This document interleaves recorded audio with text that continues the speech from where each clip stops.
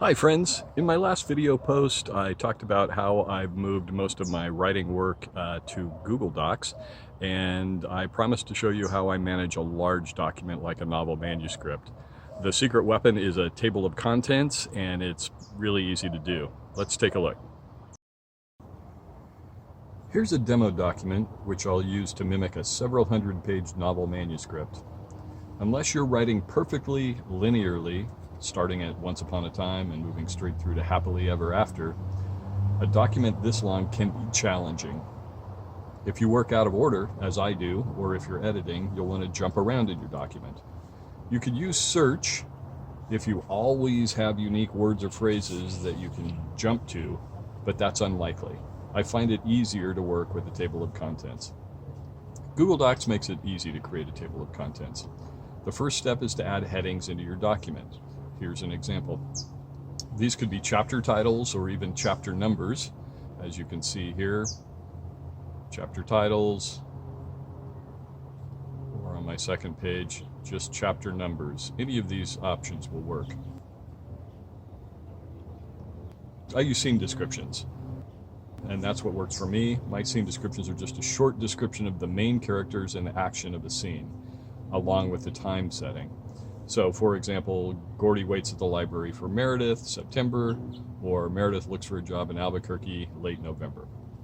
I'll delete these descriptions once my novel is done, but for now, they do double duty.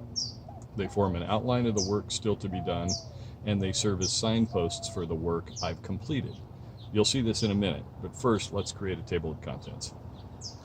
So once you have chapter heads or scene descriptions in your document, now this is a brand new document, I've written this outline, so all I have here is the scene descriptions. So you need to mark them as headings. I use a heading 1 style for my completed scenes and a heading 2 style for my unwritten scenes. So I'll show you how I do that. Click in that text, choose the heading 1, and that applies heading 1. I'll do a few heading 1s here.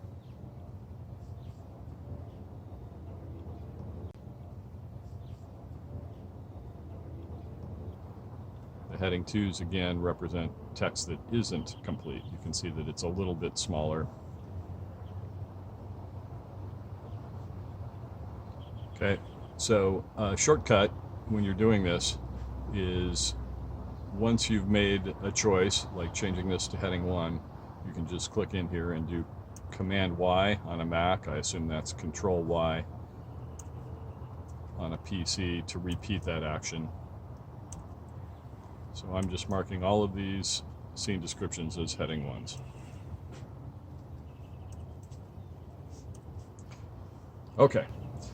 You can also style these headings however you like. In my actual document, I have this a little bit smaller, bold and centered for my heading 1s, so they just look like chapter headings. And for the unwritten sections, they're in red, so I can easily spot the uncompleted work. But you can style that however you want in Google Docs. I won't cover that in this video. So now that I've got all the headings set, I'm ready to create a table of contents. So go to the top of your document and click there. I like to put a page return, which on a Mac in Google Docs is Command Return. Don't know what the option is, but probably Control Return on a PC. So now back up to the first blank page where I want to place my table of contents. I go to Insert, scroll to the bottom of this list and choose Table of Contents, and then choose the option with page numbers. And just like that, I have a table of contents. So this one's really simple because everything's pretty much on the first couple of pages. But as you can see here, each of my heading 1s shows up as a bold heading in the table of contents with the corresponding page number, and any of my heading 2s, my incompleted scenes, show up here with a 2.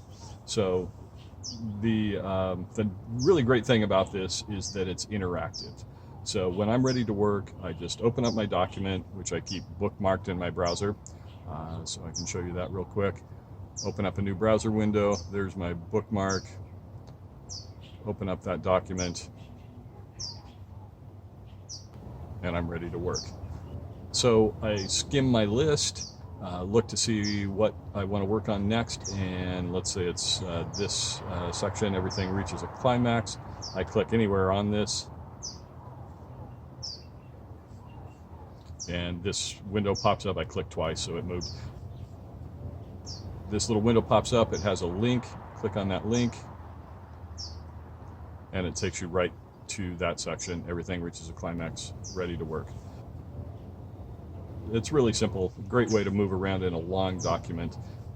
Maybe not as easy to see on just this 3-page document, but you can see that it's really simple to do.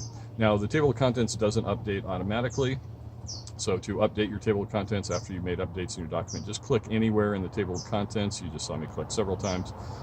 And then this box with the circle arrow shows up. Just click on that circle arrow and that updates the table of contents. I hope this table of contents approach works for you for managing long documents. If you have refinements or a better approach, let me know in the comments. See you next time.